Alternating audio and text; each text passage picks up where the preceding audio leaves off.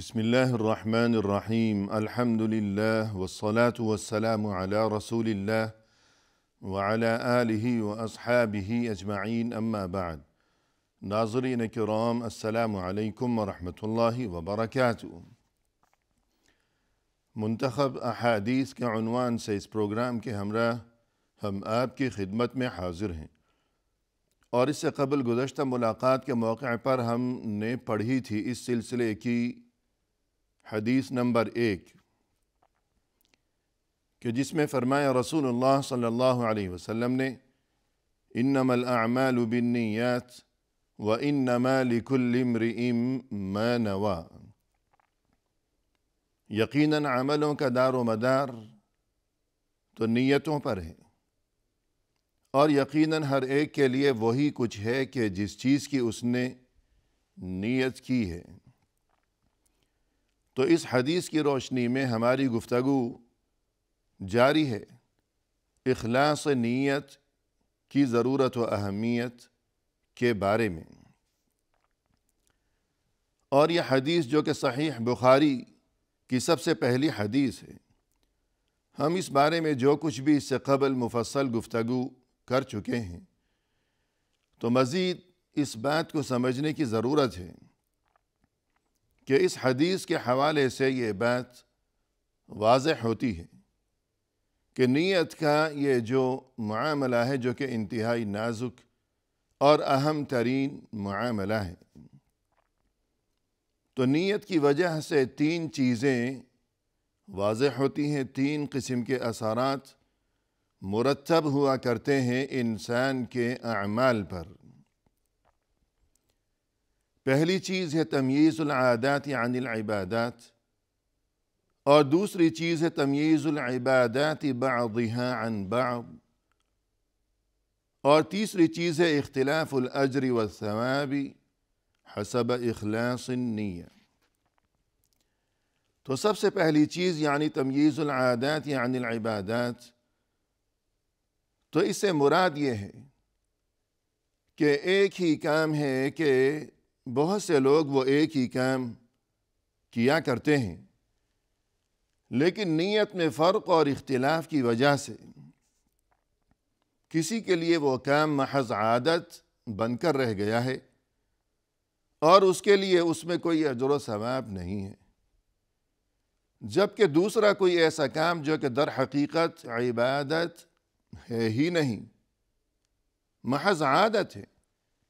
لیکن اس کے باوجود یہ دوسرا شخص اس عادت کو بھی یوں اپناتا ہے کہ اس میں وہ اللہ کی رضا کی نیت کو شامل کر لیتا ہے، تو یہ عادت اس کے لیے عبادت بن گئی۔ کسی کے لیے عبادت اس کی غفلت کی وجہ سے عادت بن جاتی ہے، جبکہ کسی دوسرے انسان کے لیے عادت عبادت بن جاتی ہے۔ مثلاً کوئی شخص جمعے کے دن یا عید کے دن نہاتا ہے، صاف ستھرا ہوتا ہے اور نیا لباس زیب تن کرتا ہے، محض اس وجہ سے کہ یہ تو رسم ہے اور یہ تو رواج ہے، لیکن دوسرا شخص یہی کام انجام دیتا ہے لیکن اتباع سنت کی نیت بھی وہ شامل کر لیتا ہے۔ تو ایک ہی کام ہے، کسی کے لیے عبادت اور اجر و ثواب کا سبب اور ذریعہ، جبکہ کسی دوسرے کے لیے وہ محض عادت ہے اور اس کے لیے کوئی اجر و ثواب نہیں ہے۔ تو دونوں میں یہ اتنا بڑا فرق نیت کی وجہ سے ظاہر ہوا ہے۔ اور اس کے بعد دوسری چیز ہے تمییز العبادات بعضها عن بعض، کہ 2 انسان ہیں جو کہ عبادت انجام دے رہے ہیں کہ عادت اور عبادت کی بات نہیں ہے، بلکہ دونوں ہی عبادت انجام دے رہے ہیں اور دونوں کی نیت عبادت کی ہی ہے، اور اللہ کا قرب حاصل کرنے کی نیت ہے اور طلب ہے، لیکن اس کے باوجود محض نیت کی وجہ سے دونوں کی عبادت جدا جدا ہوگی۔ کہ 2 شخص ایک ساتھ کھڑے ہوئے نماز پڑھ رہے ہیں، فرض کیجیے، اب ممکن ہے کہ ایک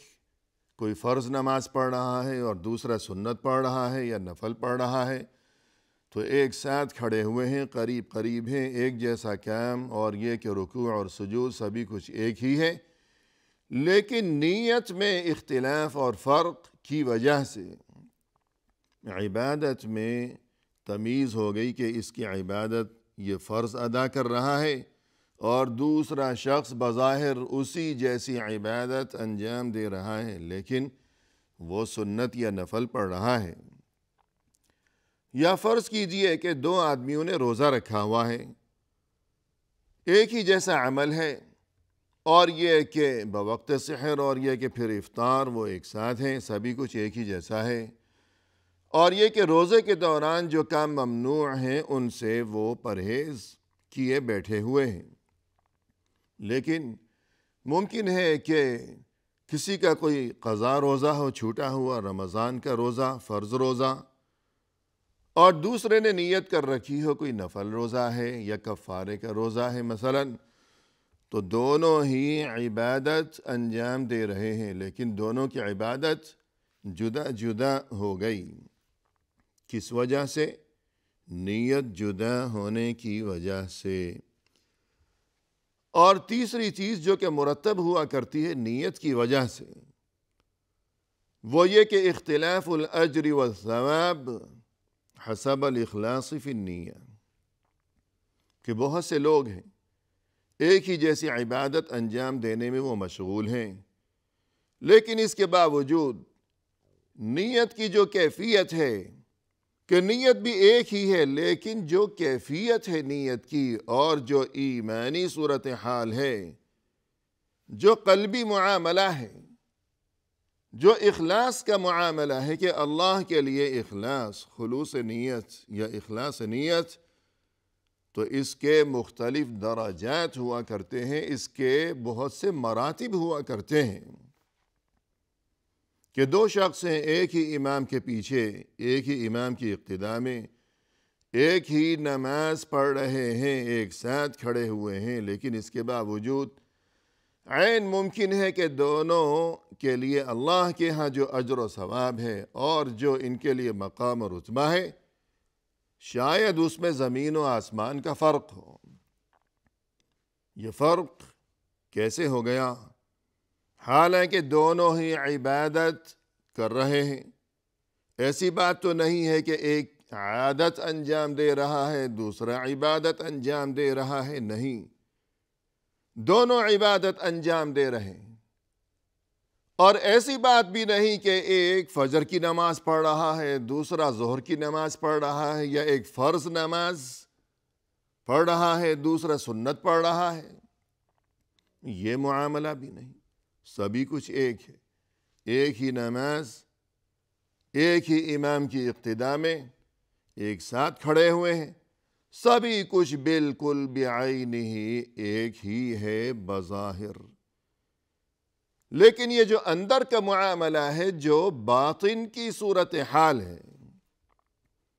اس کی وجہ سے دونوں کے لیے مقام و مرتبے میں اور یہ کہ اللہ کی طرف سے اجر و ثواب میں بہت زیادہ فرق ہو سکتا ہے۔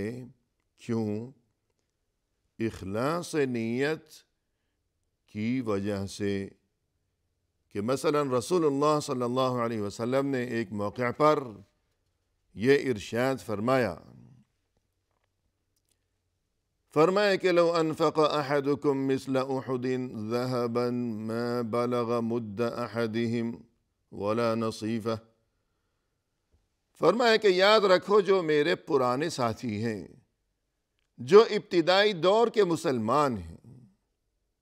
جو السابقین الاولین ہیں، کہ جنہوں نے اس زمانے میں دین اسلام قبول کیا اور دعوت حق پر لبیک کہا انہوں نے،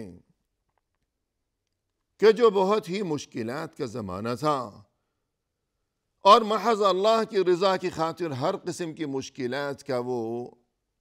مقابلہ کرتے رہے، سامنا کرتے رہے، خندہ پیشانی کے ساتھ، ہنسی خوشی، اللہ کی رضا کی خاطر۔ ان میں سے اگر کوئی اللہ کی راہ میں مٹھی بھر جو خرچ کرے کہ مٹھی میں جو چیز اس زمانے میں ناپی جاتی تھی، کہ اس زمانے میں ترازو وغیرہ اور یہ جدید ایجادات، یہ پیمانے یہ نہیں تھے، تو کچھ چیزوں کو تولا جاتا تھا، کچھ چیزوں کی پیمائش کی جاتی تھی، اور غلہ اور اناج، یہ جو کھانے پینے کی اشیاء ہیں، اشیاء خورد و نوش، تو انہیں اکثر یوں مٹھی میں ان کی خرید و فروخت کی جاتی تھی کہ 1 مشت ہے، 2 مشت ہے، 3 مشت ہے۔ تو یوں جو لفظ استعمال فرمایا کہ مد، یعنی مشت میں جو چیز یوں مٹھی بھر کے دی جاتی تھی، تو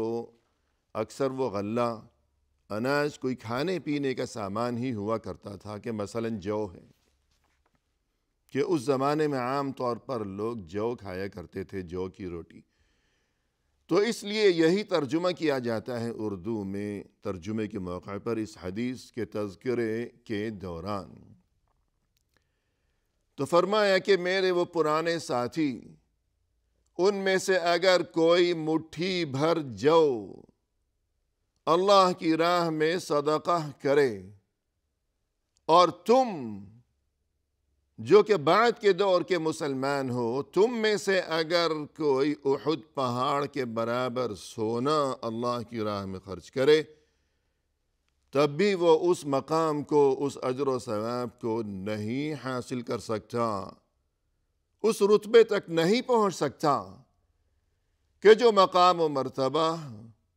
ان کے لیے ہے، کہ جو میرے پرانے ساتھی ہیں۔ یعنی ہمیں یہ بات ناظرین کرام معلوم ہونی چاہیے کہ رسول اللہ صلی اللہ علیہ وسلم نے یہ بات جو ارشاد فرمائی کہ تم میں سے کوئی اگر احد پہاڑ کے برابر سونا خرچ کرے اللہ کی راہ میں، تو یہ بات رسول اللہ صلی اللہ علیہ وسلم نے اپنے سامنے اپنے صحابہ کرام کو ہی مخاطب کرتے ہوئے ارشاد فرمائی۔ تو بعد میں آنے والوں کا پھر کیا حال ہوگا، کیا معاملہ ہوگا؟ تو وہ صحابہ کرام، یعنی صحابہ کرام میں فرق مراتب ہے۔ سب سے بلند ترین مقام و رتبہ ان صحابہ کرام کا ہے کہ جو ہجرت سے قبل مکی دور میں مشرف باسلام ہوئے،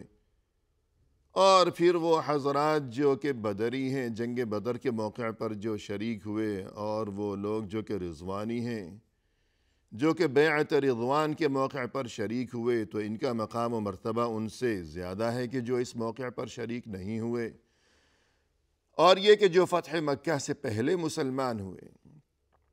ان کا مقام و مرتبہ زیادہ ہے، اور سب سے کم مقام و مرتبہ صحابہ کرام میں سے ان کا ہے کہ جو آخر فتح مکہ کے بعد مسلمان ہوئے۔ جیسا کہ قرآن کریم میں فرمایا، اللہ سبحانہ وتعالی نے فرمایا کہ لا يستوي منكم من انفق من قبل الفتح وقاتل اولئك اعظم درجة من الذين انفقوا من بعد وقاتلوا وكلا وعد الله الحسنى۔ تم میں سے جو فتح مکہ سے قبل مسلمان ہوئے اور اللہ کی راہ میں وہ جہاد کرتے رہے، اور تم میں سے وہ جو کہ فتح مکہ کے بعد مسلمان ہوئے، دونوں برابر نہیں ہو سکتے، دونوں کے مقام و مرتبے میں بہت فرق ہے۔ ہاں، البتہ یہ کہ آیت کے آخر میں اللہ کی طرف سے وہ صحابہ کرام جو کہ فتح مکہ کے بعد مسلمان ہوئے، اگرچہ انہیں یہ خبر دی گئی کہ تمہارا مقام و مرتبہ کم ہے، لیکن اس کے باوجود انہیں بھی اسی آیت میں اس عظیم ترین خوشخبری سے شاد کام کیا گیا کہ وَكُلًّا وَعَدَ اللَّهُ الْحُسْنَى، تم سبھی کے لیے اللہ کی طرف سے بڑی ہی خیر و خوبی کی خوشخبری ہے۔ اللہ کی طرف سے خوشخبری ان تمام صحابہ کرام کے لیے ہے، خواہ کوئی فتح مکہ سے قبل مسلمان ہوا ہو یا فتح مکہ کے بعد مسلمان ہوا ہو۔ اور یہاں یہ تذکرہ بھی ضروری ہے کہ تمام امت میں سے سبھی افراد، تمام مسلمانوں کی یہ اتنی بڑی جماعت، یہ تمام امت، امت میں کوئی کتنا ہی پہنچا ہوا بزرگ کیوں نہ ہو، بہت بڑا عالم و فاضل ہو، صالح ہو، نیک متقی پرہیزگار ہو اور بزرگ ہو، لیکن اس کے باوجود وہ کسی ادنی صحابی کے مقام و مرتبے تک نہیں پہنچ سکتا۔ یعنی صحابہ کرام کا مقام و مرتبہ اس قدر بلند ترین ہے۔ ہاں البتہ یہ کہ ان میں آپس میں فرق مراتب ہے، تو وہ حضرات جو کہ ابتدائی دور میں مسلمان ہوئے ان کا مقام و مرتبہ بہت بڑا ہوا ہے،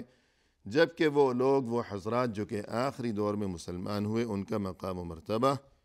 کم ہے گزشتہ جو ابتدائی دور کے مسلمان تھے ان کے مقابلے میں۔ تو یہ صحابہ کرام جو کہ فتح مکہ کے بعد مسلمان ہوئے، انہیں مخاطب کرتے ہوئے رسول اللہ صلی اللہ علیہ وسلم نے یہ بات ارشاد فرمائی اور انہیں یہ تنبیہ فرمائی کہ خبردار، تم میں سے اگر کوئی اللہ کی راہ میں احد پہاڑ کے برابر سونا خرچ کرے گا تب بھی وہ اس مقام و مرتبے کو اور اس اجر و ثواب کو نہیں پا سکے گا کہ جو اجر و ثواب میرے ان ساتھیوں کے لیے ہے جو کہ پرانے دور کے مسلمان ہیں، کہ اگر ان میں سے کوئی محض مٹھی بھر جو اللہ کی راہ میں خرچ کرے تو اس کے لیے جو اجر و ثواب ہے۔ تو یہ فرق کہاں سے آیا کہ ایک طرف ہے احد پہاڑ کے برابر سونا اور دوسری جانب ہے محض مٹھی بھر جو۔ تو یہ اتنا بڑا فرق یہ اخلاص نیت کی وجہ سے آیا، ایمانی کیفیت کی وجہ سے آیا کہ ابتدائی دور کے جو مسلمان تھے ان کی ایمانی کیفیت یقیناً بہت ہی مختلف تھی باقی تمام مسلمانوں کے مقابلے میں۔ اسی طرح رسول اللہ صلی اللہ علیہ وسلم نے ایک موقع پر یہ ارشاد فرمایا کہ سبق درہم مئۃ الف درہم، کہ بعض اوقات ایسی کیفیت پیش آیا کرتی ہے کہ ایک درہم 1,00,000 درہم سے آگے بڑھ جایا کرتا ہے۔ ایک درہم کسی نے اللہ کی راہ میں خرچ کیا ہے، صدقہ کیا ہے، خیرات کیا ہے، اور دوسرے شخص نے 1,00,000 درہم اللہ کی راہ میں صدقہ و خیرات کیا ہے، لیکن عین ممکن ہے کہ جس نے صرف 1 درہم اللہ کی راہ میں صدقہ کیا ہے تو اس کے لیے اجر و ثواب اور اس کا جو مقام و مرتبہ ہے اللہ کے ہاں وہ بہت بڑھ کر ہو، بہت زیادہ ہو اس شخص کے مقابلے میں کہ جس نے 1,00,000 درہم خرچ کیا ہے۔ تو یہ فرق کیوں آیا؟ یہ نیت میں جو فرق ہے، جو اخلاص، جو ایمانی کیفیت ہے کہ شاید جس نے 1 درہم دیا ہے اس کی کل ملکیت صرف 2 درہم ہو، پھر بھی اس نے 1 درہم دے دیا اللہ کی راہ میں، یعنی آدھا مال دے دیا، اور جس نے 1,00,000 درہم دیے ہیں شاید اس کے پاس 10 لاکھ ہوں، 20 لاکھ ہوں، 50 لاکھ ہوں۔ اور پھر یہ کہ جو ایمانی کیفیت ہے، الغرض نیت میں جس قدر اخلاص ہوگا اسی قدر اجر و ثواب زیادہ ہوگا، لہذا ہمیں اپنے گریبان میں جھانکنا چاہیے، اپنی نیتوں کو درست کرنا چاہیے۔ اسی کے ساتھ ناظرین کرام ہمیں دیجیے اجازت، فی امان اللہ، وآخر دعوانا ان الحمد للہ رب العالمین۔